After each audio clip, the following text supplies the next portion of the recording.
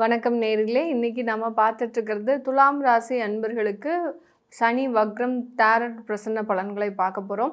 இந்த துலாம் ராசி அன்பர்கள் எப்போதுமே நிறைய சிரிச்ச முகத்தோடு தான் இருப்பாங்க. எப்போதுமே இந்த ஒரு துன்பத்தை வெளிக்காட்டாத நபர்கள் நம்ம துலாம் ராசி அன்பர்கள். இவர்களுக்கு அந்த சனி பகவான் 13ஆம் தேதி ஜூலை மாதம் அந்த வக்ர நிலை அடைகிறார். வக்ரத்தன்மைன்றது பின்னோக்கி நகர்ந்து செல்லக்கூடிய ஒரு தன்மை, தன்னுடைய தன்மையை எதிர்மறையாக மாற்றிக்கொள்ளக்கூடிய ஒரு தன்மை தான் இந்த வக்ரத்தன்மை. இந்த வக்ரத்தன்மை அடையும் போது இந்த துலாம் ராசி அன்பர்களுக்கு கிட்டத்தட்ட ஒரு 4.5 மாதங்களுக்கு என்ன மாதிரியான பலன்கள் இருக்க போகுது அப்படின்றத இந்த பதிவில் நம்ம தெளிவாக பார்க்கலாம். துலாம் ராசி அன்பர்கள், உங்களுடைய குலதெய்வத்தினுடைய பேரை கீழே கமெண்ட் பாக்ஸில் பதிவு பண்ணுங்கள். ஏன்னா பிரசனம் பார்க்கும்போது அந்த தெய்வத்தன்மை, அதாவது ஆத்மார்த்தமான ஒரு பிரார்த்தனைன்றது ஆன்மீக ரீதியாக இருக்கணும். அப்படி இருக்கும்போது தான் இதனுடைய பிரசன்ன பலன்கள் அப்படின்றது நமக்கு முழுமையாக கிடைக்கும். துலாம் ராசி என்பர்களுக்கு பணப்புழக்கங்கள் அதிகமாக இருந்தாலும் மன நிம்மதி அப்படின்றது ஒவ்வொரு காலகட்டத்திலையும் ஏதாவது ஒரு விஷயத்தில் இவர்களுக்கு அது தடைப்பட்டுக்கிட்டே இருக்குது. எவ்வளோதான் பணம் சம்பாதிச்சாலும் அந்த பணத்தில் இருக்கக்கூடிய அந்த ஒரு நிம்மதின்றது இவர்களுக்கு வாழ்க்கையில் கிடைக்கவே மாட்டேங்குது. அதற்காக தினமும் போராடும் ஒரு நபர்களாக தான் இருக்கிறாங்க.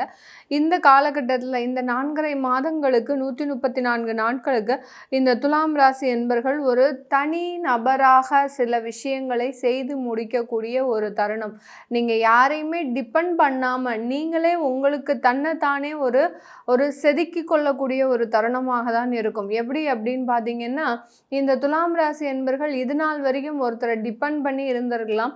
பெண்கள் அதுலேயும் பார்த்தீங்கன்னா அவங்களுடைய குடும்பத்தார்களை டிபெண்ட் பண்ணி இருந்திருக்கலாம். அதிலிருந்துலாம் மீண்டு வரக்கூடிய ஒரு தருணம். இதிலிருந்து இனிமேல் நீங்கள் வருமானம் சம்பாதிக்கக்கூடிய ஒரு தருணம். நான் முதல்லயே சொன்ன மாதிரி என்னதான் பணத்தை சம்பாதித்தாலும் அதில் ஒரு நிம்மதின்றது இவர்களுக்கு கிடைக்காத ஒரு அதிசயமாக தான் இருக்குது. அப்படி இருக்கக்கூடிய இந்த துலாம் ராசி என்பர்களுக்கு ஏராளமான நபர்கள், அதாவது துலாம் ராசியில் இருக்கக்கூடிய ஒவ்வொரு நபர்களுமே ஒரு இண்டிபெண்டாக செயல்படக்கூடிய ஒரு தருணம். இதனால் வரைக்கும் பயந்து வாழ்க்கை நடத்திய ஒரு காலகட்டம் மறைந்து இனிமேல் ஒரு துணிச்சலாக செயல்படக்கூடிய ஒரு தருணம். உங்களுடைய டிசிஷனில் பார்த்தீங்கன்னா பெரிய ஒரு ஆளுமை திறன்றது இந்த 4.5 மாதங்களுக்கு இருக்க போகுது. எத்தனை நாள் நீங்கள் காத்து இருந்து சில வேலைகளை செய்யணும்னு ஆசைப்பட்டீங்களோ அது எல்லாமே இந்த 4.5 மாதத்தில் நடக்க போகுது. உங்களுடைய ஒவ்வொரு முடிவுகளும் ஒரு ஆணித்தனமான ஒரு முடிவுகளாக இருக்கும், ஒரு ஸ்திரமான ஒரு முடிவுகளாக இருக்கும்.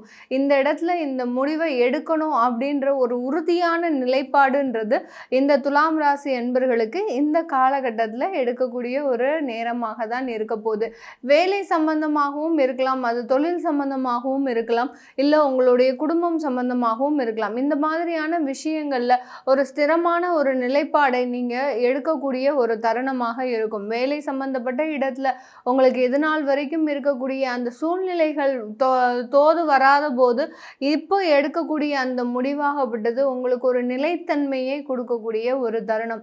இப்படி தான் இருக்கணும், இப்படி தான் வேலை செய்யணும் அப்படின்ற மாதிரியான ஒரு வட்டத்திற்குள்ள சுருங்கி இருந்த இந்த துலாம் ராசி என்பர்கள் அந்த வட்டத்திற்கு வெளியே வரக்கூடிய ஒரு தருணம்.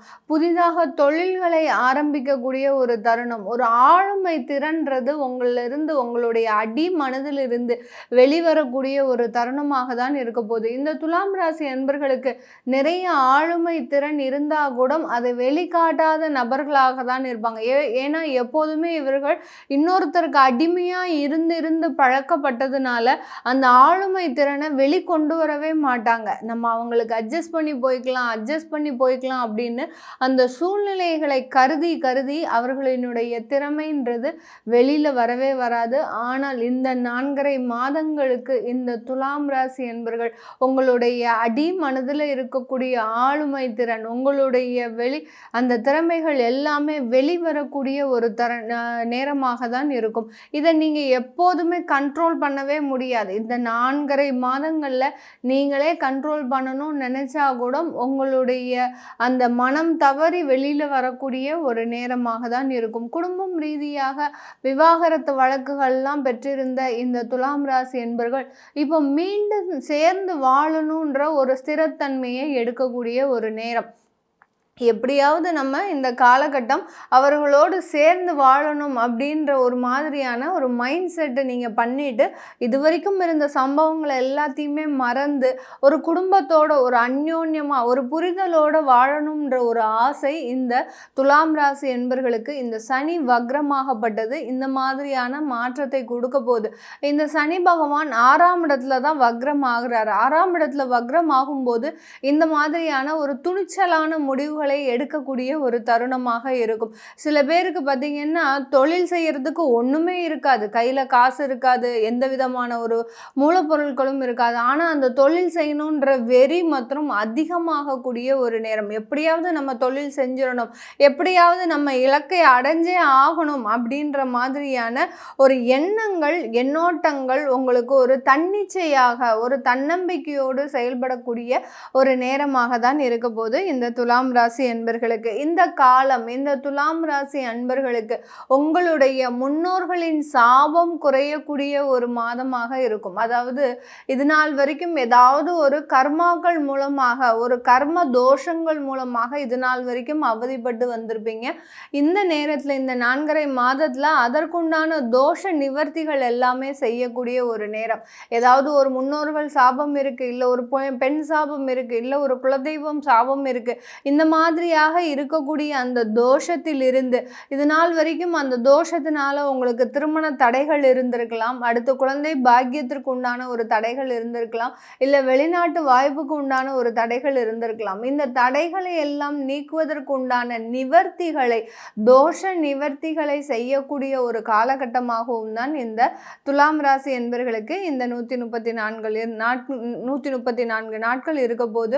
இந்த காலகட்டத்தில் அந்த திருமண நிகழ்வு அப்படின்றது மிக ஒரு எளிமையாக ஒரு எளிதாக நடக்கக்கூடிய ஒரு நேரமாக இருக்கும்.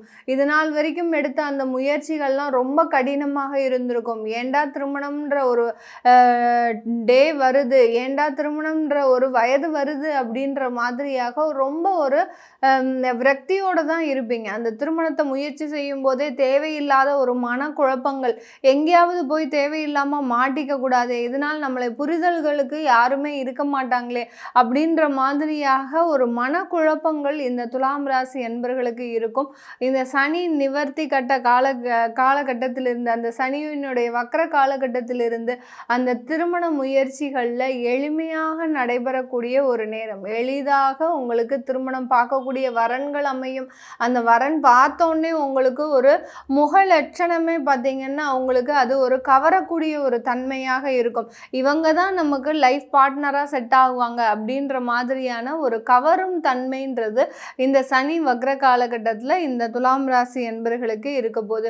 இந்த துலாம் ராசி என்பர்களுக்கு இந்த காலகட்டம் உங்களுக்கு வெளிநாட்டு வாய்ப்புகள் அதிகமாக வருவதற்கும் நீங்கள் வழிபட்ட தெய்வ வழிபாட்டின் மூலமாக உங்களுக்கு இருக்கக்கூடிய சில பிரச்சனைகள் எல்லாமே நிவர்த்தி அடைவதற்குண்டான ஒரு நேரமாக தான் இந்த துலாம் ராசி என்பர்களுக்கு இருக்க போகுது.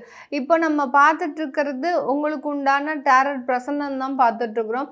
உங்களுக்கு தனிப்பட்ட முறையில் ஏதாவது ஒரு பிரசன்ன முறைகள் பார்க்கணும் அப்படின்னு விருப்பப்படுறவங்க கீழே இருக்கிற நம்பருக்கு வாட்ஸ்அப்பில் அப்பாயின்மெண்ட் வாங்கிக்கிட்டு நீங்கள் என்கிட்ட கன்சல்ட் பண்ணிக்கலாம்.